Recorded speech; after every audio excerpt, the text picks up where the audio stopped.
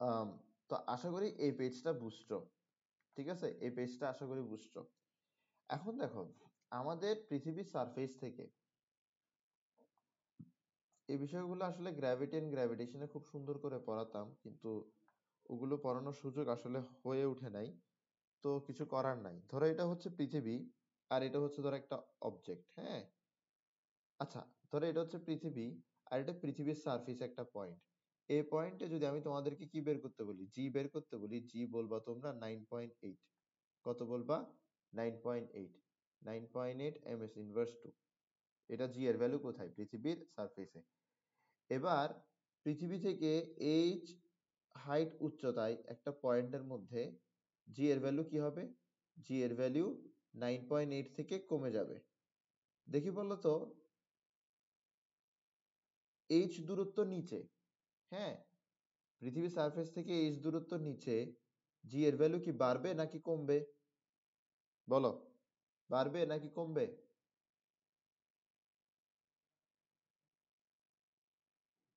উপরে গেলে কমে, তাহলে নিচে গেলে কি হবে? বাড়বে নাকি কমবে?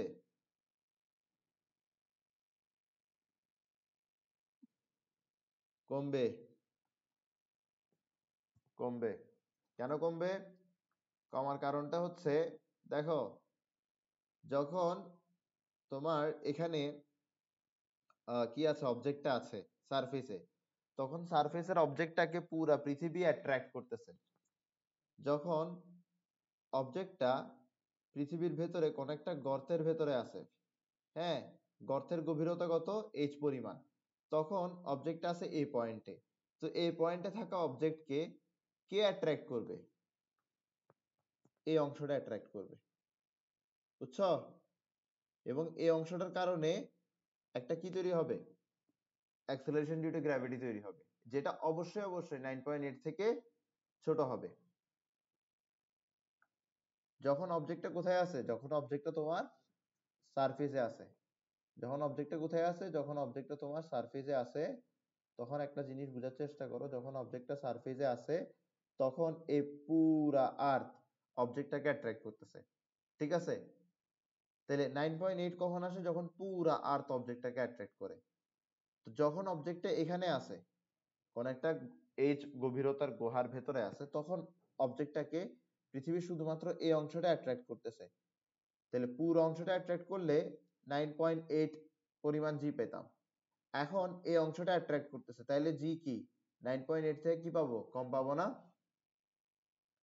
অবশ্যই কম পাবো। বুঝছো? এটা কি বোঝা গেছে? ওকে। তো আমি উপরে নিয়ে যাই বা নিচে নিয়ে যাই, জি এর ভ্যালু কি হবে? কমবে। তো বিষয়টা হচ্ছে এরকম, বিষয়টা হচ্ছে যে কি,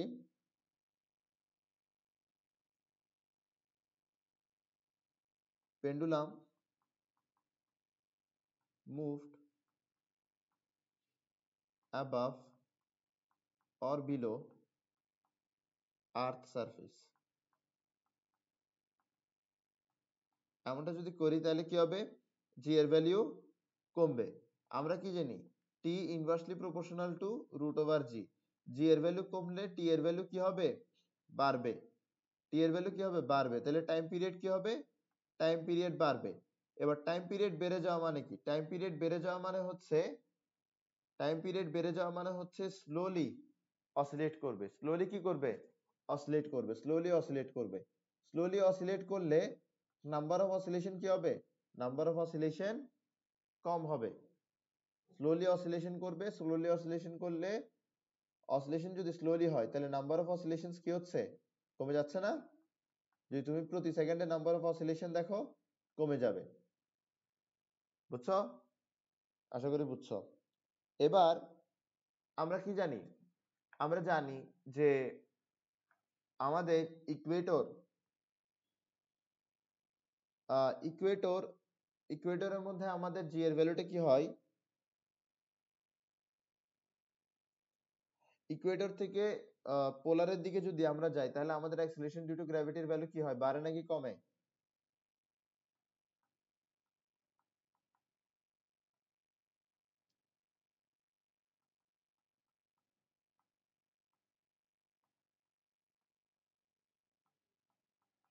ইকুয়েটর বুঝো, এটাকে বলা হয় পৃথিবীর ইকুয়েটর,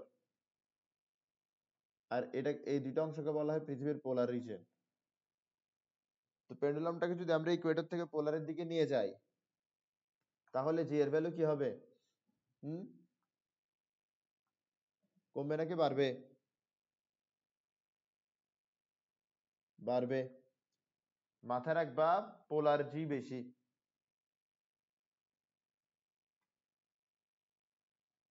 পোলার না, দুইটা পোল না, তো পোলার জি বেশি, এটা এইভাবে মাথায় রাখবা, ঠিক আছে?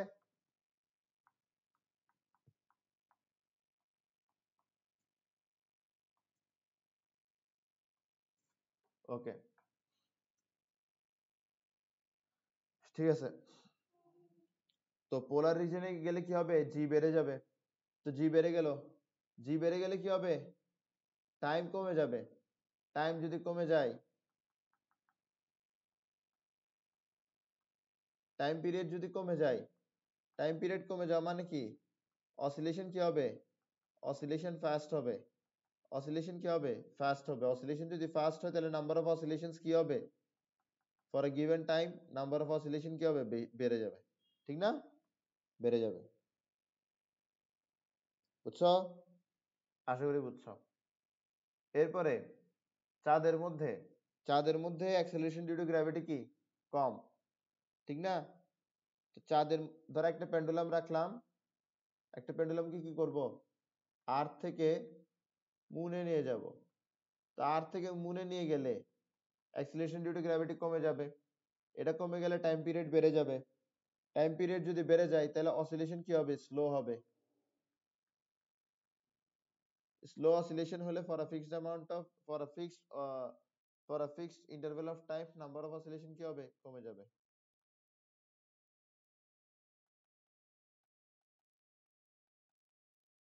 বুঝছো? আশা করি বুঝছো। এরপরে আসো, এখন আমরা যেটা করবো সেটা হচ্ছে second pendulum. What is second pendulum? যদি কোন একটা পেন্ডুলামের টাইম পিরিয়ড কি হয়? 2 সেকেন্ড হয়। টাইম পিরিয়ড কত? 2 সেকেন্ড। তাহলে সেই পেন্ডুলামকে কি বলা হবে? সেই পেন্ডুলামকে সেকেন্ড পেন্ডুলাম বলা হবে। কোন একটা পেন্ডুলামের টাইম পিরিয়ড যদি কত হয়? 2 সেকেন্ড হয়। টাইম পিরিয়ড যদি কত হয়? 2 সেকেন্ড হয়, তাহলে সেই পেন্ডুলামকে কি বলা হবে? সেকেন্ড পেন্ডুলাম বলা হবে, ঠিক আছে? আসো আমরা একটা পেন্ডুলাম আঁকি।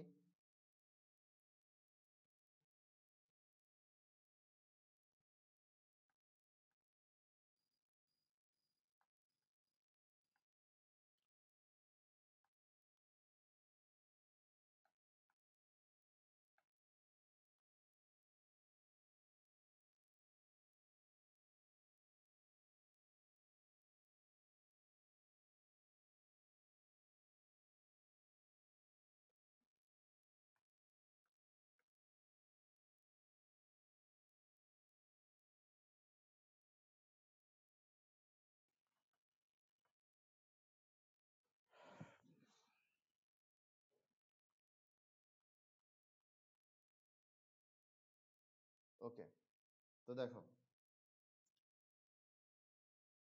তো এটা কি? একটা পেন্ডুলাম, একটা সেকেন্ড পেন্ডুলাম। এদিক থেকে এদিক যেতে সময় নেয় 1 সেকেন্ড, এবং ফেরত আসতে সময় নেয় 1 সেকেন্ড। এই কারণেই তার টাইম পিরিয়ড ক সেকেন্ড? 2 সেকেন্ড, ঠিক আছে? একদিনে কত সেকেন্ড হয়? একদিনে কয় সেকেন্ড বলো? একদিনে হচ্ছে আমার, একদিনে হচ্ছে আমার 86,400 সেকেন্ড। একদিনে কয় সেকেন্ড? 86,400 সেকেন্ড।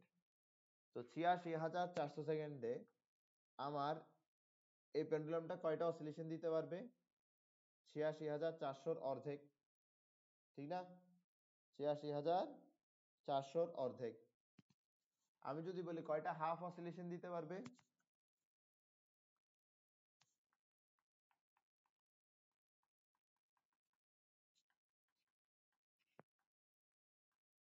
যদি প্রতিদিনের অসিলেশনের সংখ্যা গণি, তাহলে number of oscillation per day কত হবে, এটা ডিভাইডেড বাই 2।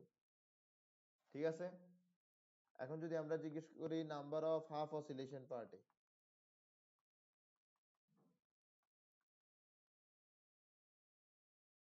কি হবে, ৮৬,৪০০। বুঝছো, এটা কি একটা হাফ অসিলেশন, এটা কি একটা হাফ অসিলেশন। তাহলে একদিনে কয়টা হাফ অসিলেশন দিতে পারবে, যদি প্রতি সেকেন্ডে একটা হাফ অসিলেশন দেয়, একদিনে যদি ৮৬,৪০০ সেকেন্ড থাকে, তাহলে দেখো 1 সেকেন্ডে একটা হাফ অসিলেশন। ঠিক আছে, পুরো দিনে কত সেকেন্ড থাকে, ৮৬,৪০০ সেকেন্ড থাকে। তাহলে ৮৬,৪০০ সেকেন্ডে কয়টা হাফ অসিলেশন, ৮৬,৪০০টা হাফ অসিলেশন।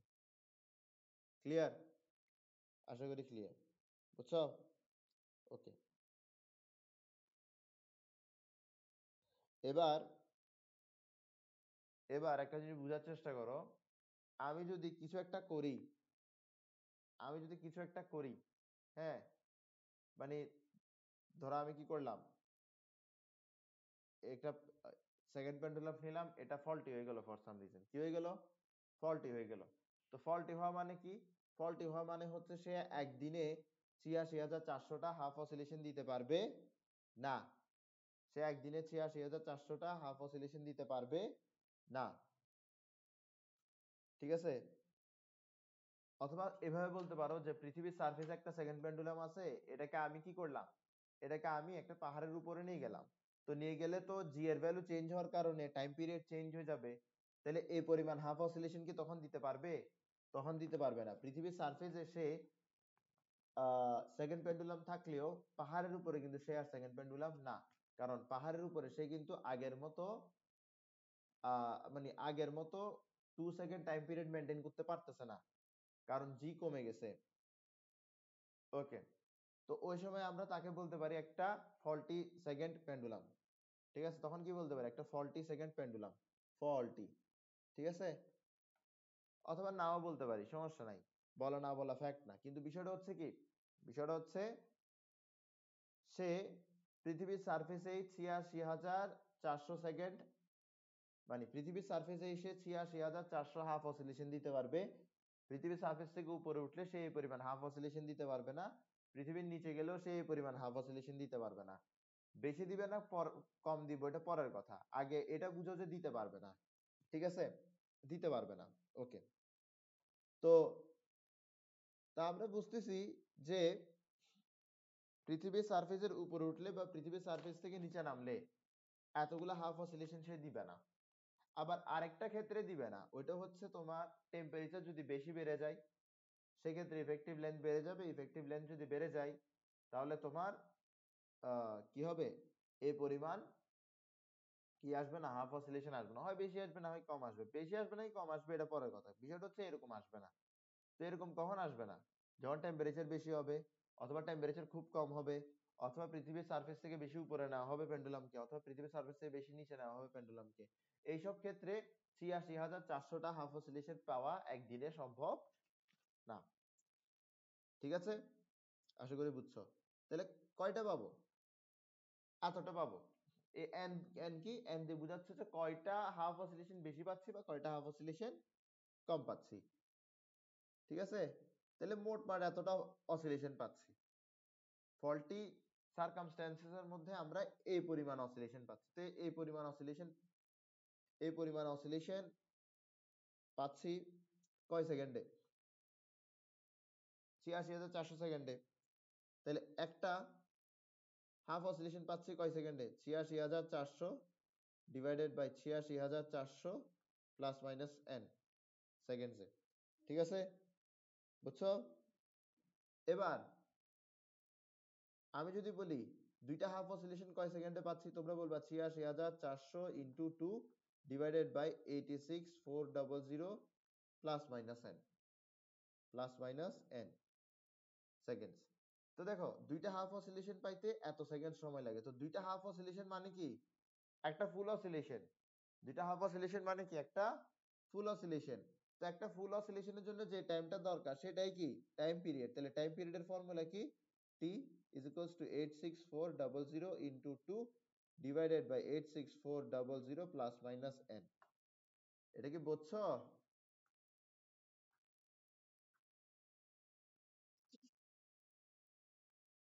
ওকে, আমি আগে ভাগে থিওরি গুলো পড়াই দিচ্ছি, কারণ সিকিউ গুলো দেখা যেতে পারে যে তোমরা নিজেরা পড়লেও পারতে পারো, কিন্তু আশা রাখতে পারো যে আমি তোমাদেরকে সিকিউ করাবো। ঠিক আছে, আমি তোমাদেরকে সিকিউ ছাড়া পরীক্ষা পর্যন্ত পাঠাবো না। দরকার পড়লে পরীক্ষার আগের দিন বসে বসে সিকিউ করাবো, কিন্তু করাবো, না করাই ছাড়বো না। কিন্তু তাও যদি এই থিওরি গুলো তোমাদেরকে বলে দিই, কনসেপ্ট গুলো তোমাদেরকে বলে দিই, তোমাদের সলভ মানে সিকিউ সলভ করতে একটু তোমাদের জন্য সহজ হবে। ঠিক আছে, এখন প্রশ্ন হতে পারে এটা প্লাস হবে নাকি মাইনাস হবে, প্লাস হবে নাকি মাইনাস হবে। দেখো, প্লাস হবে নাকি মাইনাস হবে এটা নির্ভর করবে কিসের উপরে? সারকামস্টেন্সের উপরে। ঠিক আছে, তো ধরো তোমারে কি বলছে, ধরো তোমাকে বলছে যে টেম্পারেচার বৃদ্ধি পাইছে, তাহলে তুমি বলবা যে ইফেক্টিভ লেন্থ বৃদ্ধি পাইছে। Time period directly proportional to root over effective length, তাহলে টাইম পিরিয়ড কিভাবে বৃদ্ধি পাবে? টাইম পিরিয়ড যদি বৃদ্ধি পায়, টাইম পিরিয়ড যদি বৃদ্ধি পায়, তাহলে নাম্বার অফ অসিলেশন কিভাবে হ্রাস পাবে? নাম্বার অফ অসিলেশন কিভাবে হ্রাস পাবে? ডিক্রিজ হবে। কেন? কারণ টাইম বেশি নেওয়া মানে কি, আগে ধরো আগে 10 সেকেন্ডে 10টা অসিলেশন দিত, এখন 10 সেকেন্ডে দিবে 9টা অসিলেশন। তো এটাই হচ্ছে কি টাইম বেশি নেওয়া, ঠিক না? তো টাইম যদি বেশি নেয় তাহলে নাম্বার অফ অসিলেশন কমে যাবে। তো এইসব ক্ষেত্রে তুমি এখানে কি দিবা? মাইনাস। তখন তোমার টি এর ফর্মুলা দাঁড়াবে এরকম, টি সমান সমান 86400, এরপরে কি into 2 divided by 86400 minus n into কত? আচ্ছা, ইন্টু কিছু নাই, ইন্টু কিছু নাই। ওকে, তোমার এখানে তুমি জিজ্ঞেস করতে পারো যে স্যার আপনি কি এটা এটা কি এখান থেকে আসলে বের করবেন, তো করবেনটা কি? তো তোমাকে প্রশ্নে কি দিছে ওটা চিন্তা করবা না, মানে প্রশ্নে তুমি ওয়ার্ডিং এর ফাঁদে পড়বা না। প্রশ্নে তোমাকে বলতে পারে নাম্বার অফ অসিলেশন গেইনড বা নাম্বার অফ অসিলেশন লস্ট, তো ওইটাই হবে তোমার n এর ভ্যালু। এবার গেইন লস্ট এর ঝামেলায় পড়িও না, তুমি আগে সিচুয়েশন বোঝার চেষ্টা করিও যে কি কারণে গেইন করতেছে বা কি কারণে লস করতেছে। ঠিক আছে, তোমাকে বলে দিবে যে টেম্পারেচার বাড়ানো হয়েছে, এই সময় এতটা লস হয়েছে বা গেইন হয়েছে। তো লস হয়েছে গেইন হয়েছে ওগুলো নিয়ে চিন্তা করবে না, তুমি জাস্ট মাথায় রাখবে যে টেম্পারেচার বাড়লে কি হয়, টেম্পারেচার বাড়লে এখানে মাইনাস হয়, যতটা লস হয়েছে বা যতটা গেইন হয়েছে ওটা তুমি এখানে বসাই দিবা, টাইম পিরিয়ড পেয়ে যাবা। অথবা তোমাকে টাইম পিরিয়ড দেওয়া থাকবে, এরপর তোমাকে কিছু একটা মানে নাম্বার অফ অসিলেশন লস বা গেইন বের করতে দিবে, তখন তুমি এন বের করে ফেলবা। ঠিক আছে, এবার এন এর সামনে মাইনাস হবে কি হবে না এটা তুমি সারকামস্ট্যান্স দেখে ডিসাইড করবা। বলো বুঝছো কিনা? ধরো এখানে মধ্যে টেম্পারেচার কমতেছে, তাহলে ইফেক্টিভ লেন্থ কি হবে? কমবে। ইফেক্টিভ লেন্থ যদি কমে আমরা কি জানি? আমরা জানি যে time period directly proportional two effective length. Effective length যদি কমে তাহলে টাইম পিরিয়ড কমবে। টাইম পিরিয়ড কমলে তোমার নাম্বার অফ অসিলেশন কি হবে? নাম্বার অফ অসিলেশন বৃদ্ধি পাবে, নাম্বার অফ অসিলেশন বৃদ্ধি পাবে, নাম্বার অফ অসিলেশন বৃদ্ধি পাবে। নাম্বার অফ অসিলেশন যদি বৃদ্ধি পায় তাহলে টাইম পিরিয়ড কি হবে? টাইম পিরিয়ডের ফর্মুলা কি হবে? 86400 into 2 divided by 86400 plus n। বুঝছো? তুমি সারকামস্ট্যান্স দেখে ডিসাইড করবা যে তোমার এখানে প্লাস বসবে না মাইনাস বসবে। ধরো তোমার এখানে কি করা হয়েছে, ধরো তোমার এখানে পেন্ডুলামকে কই নেওয়া হয়েছে, পেন্ডুলামকে ধরো তোমার মাউন্টেনের উপরে নেওয়া হয়েছে, অনেকটা মাউন্টেনের উপরে নেওয়া হয়েছে। এবার মাউন্টেনের উপরে যদি নেওয়া হয় তার মানে এই সাইডে যদি নেওয়া হয় তাহলে জি এর ভ্যালু কমবে। জি এর ভ্যালু যদি কমে, আমরা কি জানি T inversely proportional to root over g. তো জি এর ভ্যালু যদি কমে তাহলে টি এর ভ্যালু কি হবে? টি এর ভ্যালু অবশ্যই অবশ্যই বৃদ্ধি পাবে। টি এর ভ্যালু যদি বৃদ্ধি পায় তাহলে এটা স্লো হবে, স্লো হলে নাম্বার অফ অসিলেশন কি হবে? নাম্বার অফ অসিলেশন বেশি হবে। নাম্বার অফ অসিলেশন কি হবে? বৃদ্ধি পাবে। নাম্বার অফ অসিলেশন বৃদ্ধি পাবে। নাম্বার অফ অসিলেশন যদি বৃদ্ধি পায় তাহলে টাইম পিরিয়ডের ফর্মুলা কি? টাইম পিরিয়ডের ফর্মুলা এটা। বুঝছো? বুঝতেছো? ওকে,